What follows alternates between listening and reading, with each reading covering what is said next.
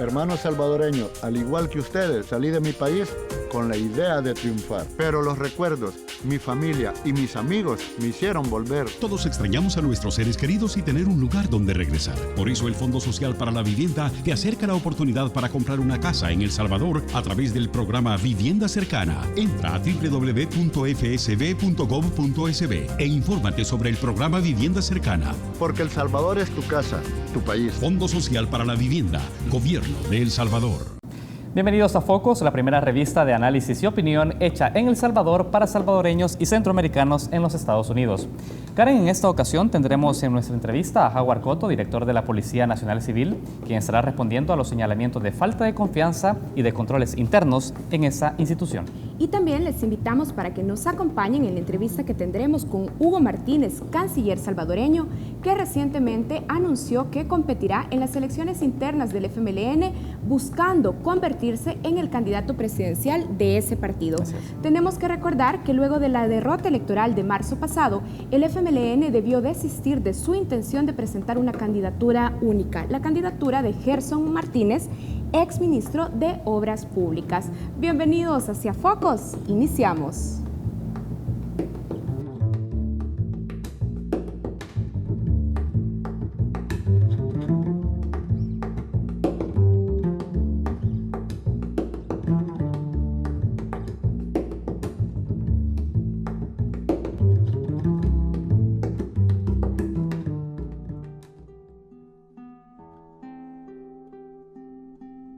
Luego de la conmoción que originó en El Salvador la muerte de los sacerdotes jesuitas de la UCA en 1989, los padres de la joven Beatriz Cortés optan por enviarla a los Estados Unidos. Con sacrificio y empeño, ella enfrenta la dura realidad de la migración. Beatriz estudió en diversas universidades, obteniendo maestrías y doctorados, primero en literatura y luego en arte. Durante varios años dirigió el Departamento de Estudios Centroamericanos en la Universidad Estatal de California, Northridge. Escribe ensayos como Estética del Civismo y es coautora del libro Perversiones de la Modernidad.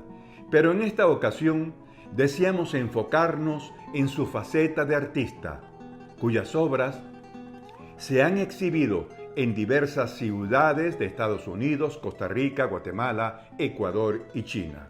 En nuestra visita a Los Ángeles, en un taller de soldadura, la encontramos construyendo creativas instalaciones artísticas que en junio del 2018 presentará en la Bienal organizada por el Museo Hammer en Los Ángeles. Al preguntarle sobre el contenido de su obra y su salto de la academia al mundo del arte, Beatriz Cortés nos respondió que estaba consciente que no sería feliz si no regresaba al arte, pues siempre se consideró un artista. Construir máquinas interactivas que pudieran tener una relación con el público que llegaba. Este tipo de cosas para mí se volvió fascinante y entonces me encantó hacer ese trabajo. Y ahora nunca he dejado de ser académica, pero ahora siempre que yo trabajo un proyecto, lo pienso de una manera con un lenguaje y lo pienso con el otro, pero siempre estoy trabajando con esos dos espacios y esas dos formas de pensar y con diferentes objetivos. La obra de Beatriz Cortés, que incluye recursos creativos y tecnológicos, recorre museos de diferentes partes del mundo, reflexionando sobre la experiencia de la migración, la memoria y también imaginando posibles futuros.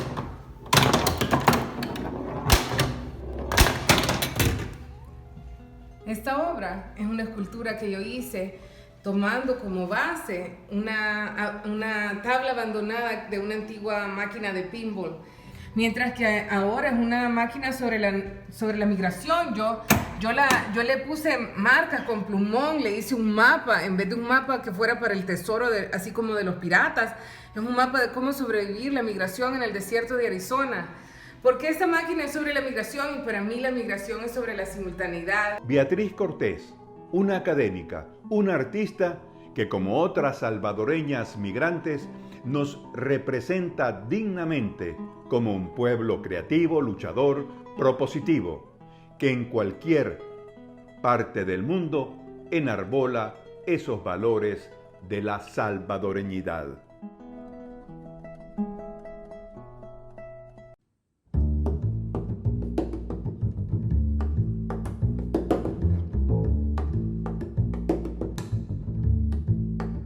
Diputadas y diputados, pónganse de acuerdo. Tienen suficiente información. La Asociación de Ginecología y Obstetricia está de acuerdo con que se permitan algunas excepciones. La Comisión Nacional de Bioética ha dicho que es ético valorar la continuación de un embarazo. Por la salud y vida de niñas y mujeres, despenalicen el aborto ante casos graves. El momento es ahora.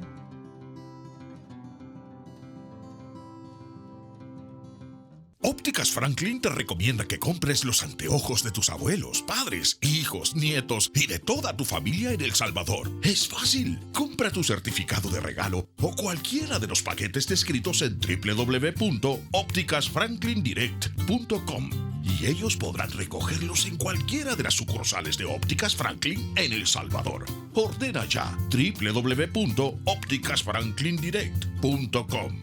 Recuerda, compra en www.opticasfranklindirect.com ahora mismo.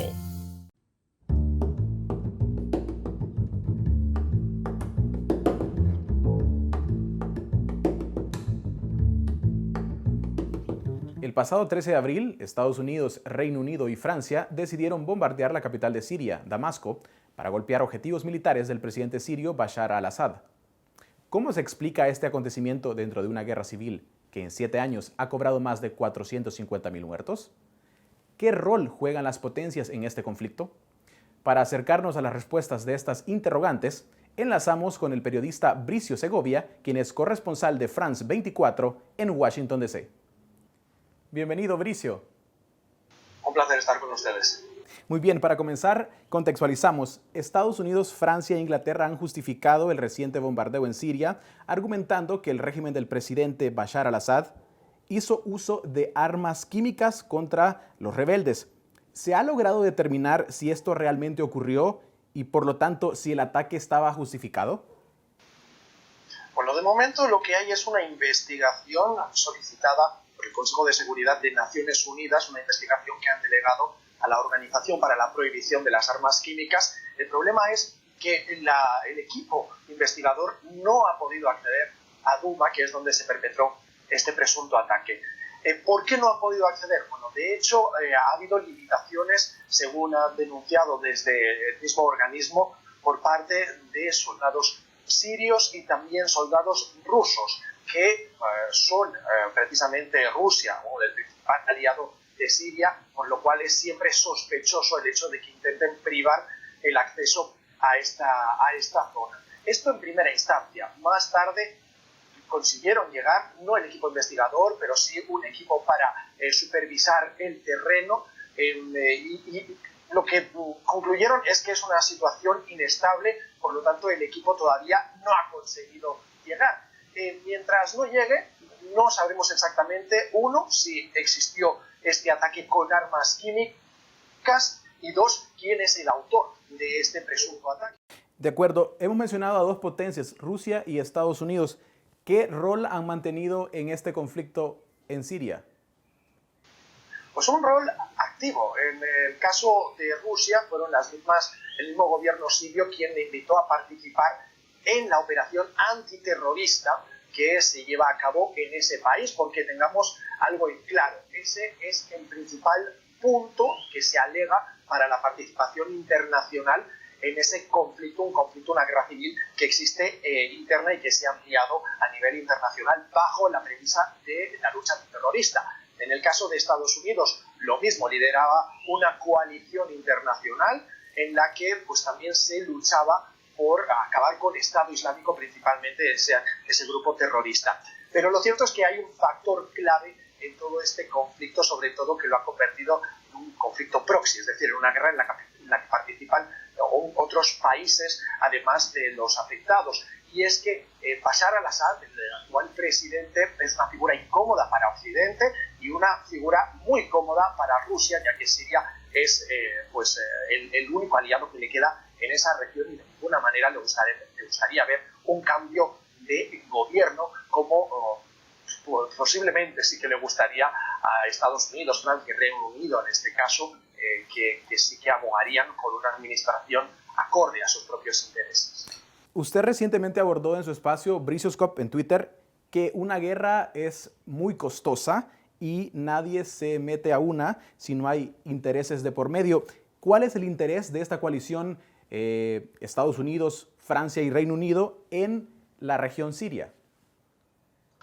Pues son varios los intereses, pero para ilustrar esa afirmación que efectivamente yo mismo hice en mi espacio Bricioscope, para que nos hagamos una idea y nuestra audiencia también, uno de esos misiles llega a costar hasta $1 millón y se lanzaron 105 en esta última ofensiva por parte de Estados Unidos, Francia y Reino Unido, así que ustedes mismos hagan las cuentas. Por lo tanto, ahí los intereses geoestratégicos y geopolíticos son claros. Geoestratégicos también en el sentido de los recursos naturales, el petróleo que, por ejemplo, pues tiene Siria y del que se nutre precisamente Estado Islámico y se financia principalmente. Es por eso que los principales ataques que se llevaron a cabo por parte de la coalición internacional liderada por Estados Unidos fueron destinados a plantas petroleras que tenía en su poder Estado Islámico y con la que financiaba todas sus actividades. Hasta ahora Rusia no ha tomado acciones bélicas contra esta alianza, contra Estados Unidos, pero advirtió que no permitiría esta intervención militar. ¿Cómo evalúa hasta ahora la reacción de Rusia ante los últimos sucesos?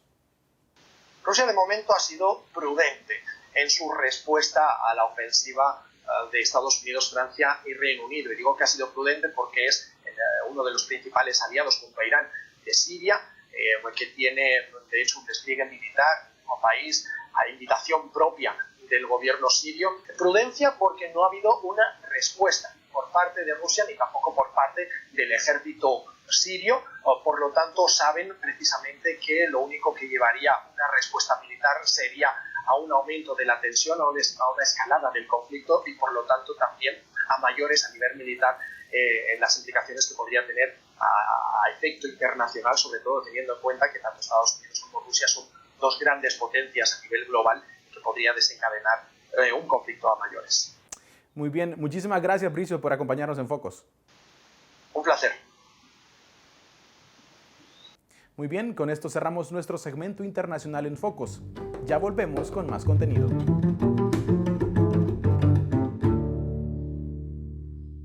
Diputadas y diputados, pónganse de acuerdo. Tienen suficiente información. El Ministerio de Salud está de acuerdo con que se regule la interrupción del embarazo por la salud y vida de niñas y mujeres. El Alto Comisionado de las Naciones Unidas para los Derechos Humanos dijo: El Salvador debe suspender la prohibición absoluta del aborto. Por la salud y vida de niñas y mujeres, despenalicen el aborto ante casos graves. El momento es ahora.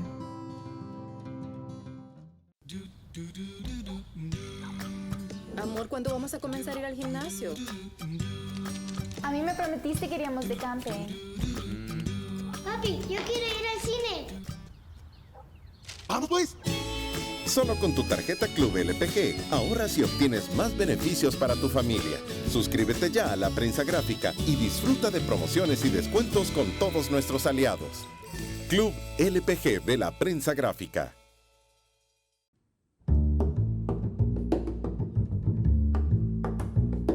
El 71% de los salvadoreños en situación de pobreza no recibe el subsidio al agua potable y el 38% está excluido de la ayuda al gas propano.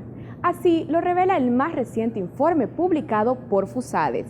El estudio retoma los datos de la encuesta de hogares y propósitos múltiples 2016 para calcular el porcentaje de personas que está por debajo de la línea de la pobreza y que no recibe estas transferencias del Estado. Además, estima el porcentaje de personas que sí reciben el subsidio, pero que no son pobres. Un subsidio es la ayuda económica que una persona recibe del Estado para satisfacer necesidades elementales que de otra manera tendría que asumir a un costo más alto. Según datos del Ministerio de Hacienda, el gobierno de Antonio Saca terminó su mandato con un gasto de $80.7 millones en subsidios al agua potable. En 2009, con la llegada de Mauricio Funes a la presidencia, el monto ascendió a 104.2 millones hasta llegar a un máximo de 153.4 millones en 2013. Sin embargo, desde que el presidente Salvador Sánchez Serén asumió en 2014, esta ayuda se ha recortado en 44.8 millones en los últimos 4 años. Sobre el subsidio al gas propano, el Estado pasó de desembolsar 22.3 millones en el 2000 a 136.8 millones de dólares en 2008. Pero cuando el primer gobierno de izquierdas llegó al Ejecutivo, el gasto alcanzó los 163.5 millones en 2011. Sin embargo, desde 2014, este subsidio también ha venido cayendo, hasta llegar a los 57.1 millones en 2017. En el caso del agua potable, FUSADES estima que en 2016 solo 3 de cada 10 pobres en El Salvador recibieron este beneficio en su factura, es decir, un error de exclusión del 71% en el subsidio. Cabe destacar que esta ayuda la reciben exclusivamente los usuarios de ANDA, que solo representan el 41.3% de la población nacional. Según datos de FUSADES, del total de personas por debajo de la línea de la pobreza, solo el 29.7% tiene conexión de agua potable en su hogar. En contraste, el porcentaje de personas que sí recibieron el subsidio al agua potable, pero que no son pobres, llegó al 72% en 2016. Al revisar el subsidio al gas propano, nos damos cuenta que la situación no es tan diferente. En 2016, el 37.98% del total de pobres quedaron por fuera del subsidio al gas propano. Es decir, cerca de 4 de cada 10 pobres no recibieron este beneficio. Por su parte, el porcentaje de beneficiarios que sí recibió el subsidio al gas propano, pero que no son pobres, alcanzó el 61.6%. Los hallazgos de FUSADES y el CDC corroboran que el ajuste económico durante los gobiernos del FMLN afectó principalmente a los más pobres. Esto se tradujo en altos costos electorales para el partido de izquierdas, que el pasado 4 de marzo perdió más de 400,000 votos en las urnas. Este resultado provocó que los titulares de ANDA y el Ministerio de Economía, entidades encargadas de liderar la política de subsidios, y el titular del Ministerio de Hacienda fueran removidos de sus cargos. A la fecha, el gobierno ha anunciado que presentará reformas al actual esquema de subsidios sin detallar en qué consistirán. Estos son los datos que hemos presentado en Prisma. Ya regresamos con más contenidos y entrevistas en Focos. Ópticas Franklin te recomienda que compres los anteojos de tus abuelos, padres, hijos, nietos y de toda tu familia en El Salvador. Es fácil. Compra tu certificado de regalo o cualquiera de los paquetes descritos en www.opticasfranklindirect.com y ellos podrán recogerlos en cualquiera de las sucursales de Ópticas Franklin en El Salvador. Ordena ya www.opticasfranklindirect.com. Recuerda, compra en www.opticasfranklindirect.com ahora mismo. Amor, ¿cuándo vamos a comenzar a ir al gimnasio? A mí me prometiste que iríamos de camping. Papi, yo quiero ir al cine. ¡Vamos pues! Solo con tu tarjeta Club LPG ahorras y obtienes más beneficios para tu familia. Suscríbete ya a la prensa gráfica y disfruta de promociones y descuentos con todos nuestros aliados. Club LPG de la prensa gráfica.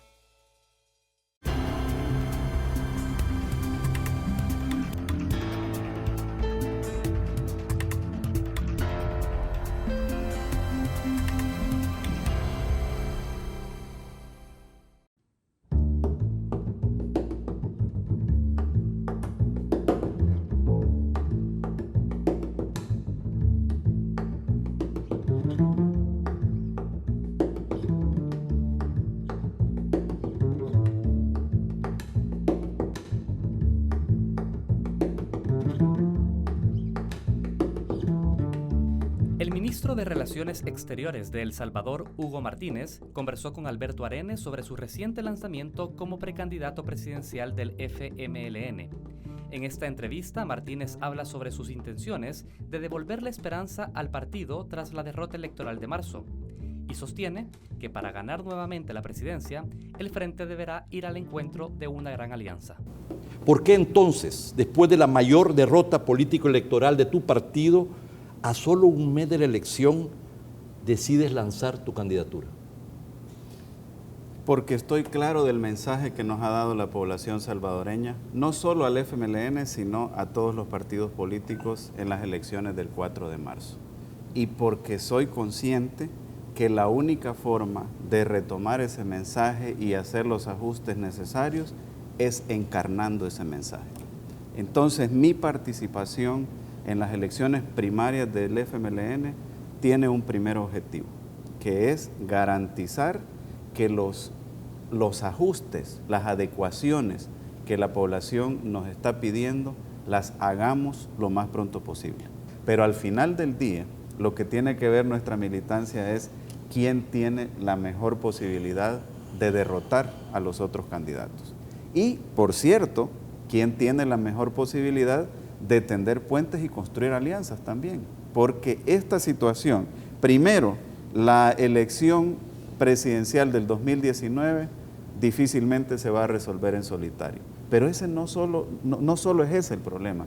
El problema fundamental es que los grandes desafíos de este país no se van a poder resolver en solitario y necesitamos un liderazgo que sea capaz de tender puentes, de dialogar, de hacer alianzas, de que pueda lograr que se abran las puertas del sector privado, de los obreros, de los intelectuales, etc.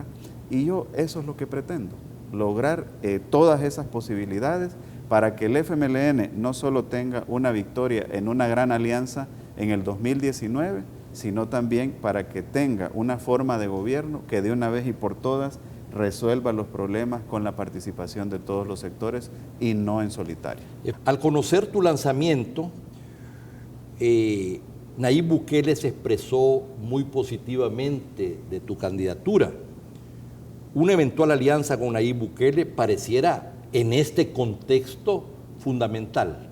Yo agradezco sus comentarios. Pienso que hay muchas cosas que analizar.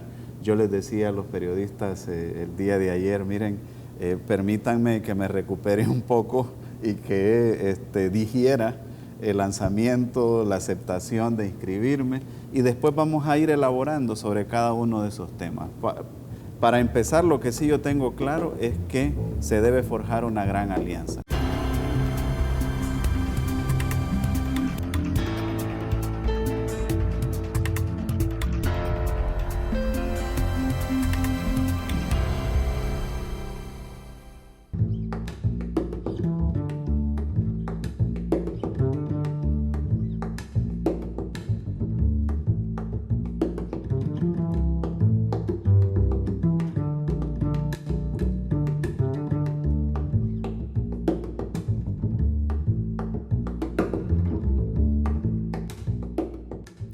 El director general de la Policía Nacional Civil de El Salvador, Jaguar Cotto, visitó el estudio de focos y respondió a los señalamientos sobre ejecuciones extrajudiciales y débiles controles internos en la PNC.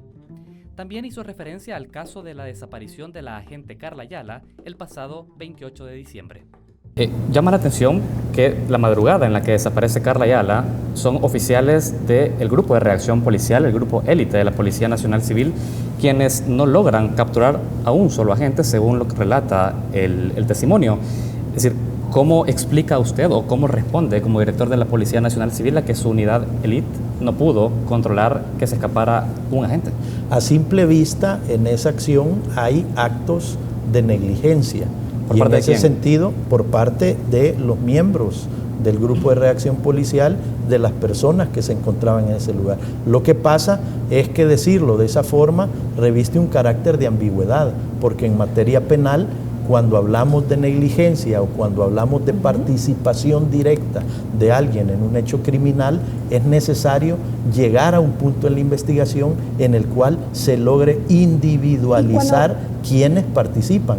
Y ese es el trabajo precisamente que estamos haciendo. Es decir, hay actos de negligencia, hay un hecho criminal cometido y el gran reto de la institucionalidad, en este caso de la Fiscalía y la Policía, es demostrar quiénes han cometido esos hechos para realizar una acusación formal contra ellos individualmente. Bien, hablemos de Julio César Flores Castro, el ex jefe principal del Grupo de Reacción Policial.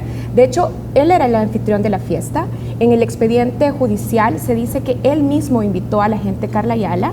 Estaba presente, de hecho, cuando Juan Josué Castillo regresa 2 veces a la sede del GRP.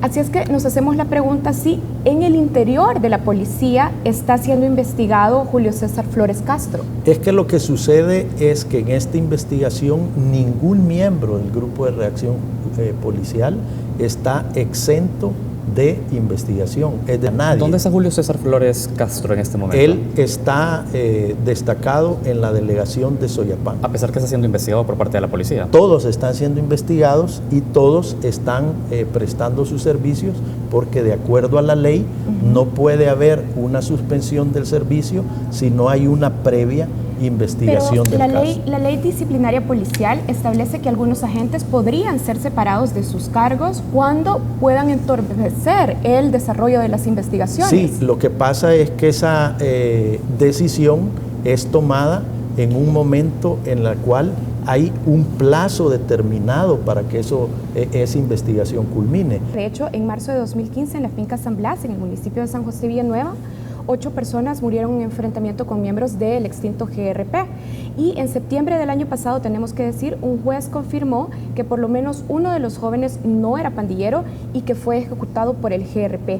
¿Fueron destituidos los agentes del GRP que estuvieron involucrados en este caso? No, no han sido destituidos. ¿Por qué no? Porque hay una resolución judicial.